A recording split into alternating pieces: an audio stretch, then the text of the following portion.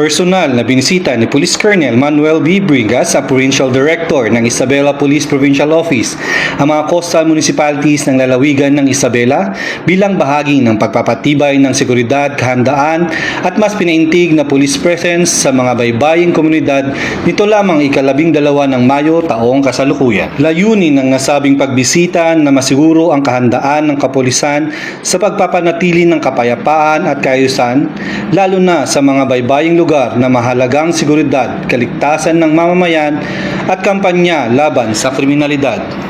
Sa isinagawang command visit, personal na nakipagpulong si Police Colonel Manuel B. Bringas sa mga hepe ng pulisya at mga personnel upang talakayin ang kasalukuyang peace and order situation, operational accomplishment at iba pang mahahalagang usapin kaugnay ng pagpapatupad ng mga programa at direktiba ng Philippine National Police. Nagbigay rin ng paalala hinggil sa mas pinaintig na police visibility, disiplina, maayos na pakikitungo sa mamamayan at kahalagahan ng agarang responde sa anumang insidente sa kanilang nasasakupan.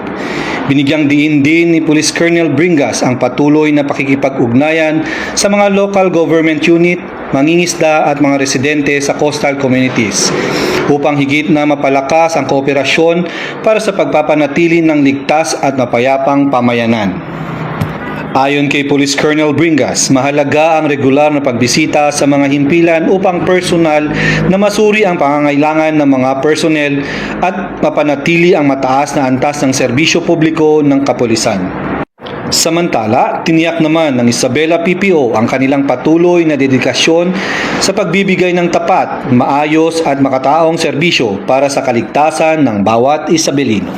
Mula rito sa Isabela Police Provincial Office, ako ang inyong PNN Correspondent, Police Master Sergeant Angelo Verpi Almazan, nagbabalita para sa Police News Network, alagad ng batas, tagataguyod ng balitang pulis.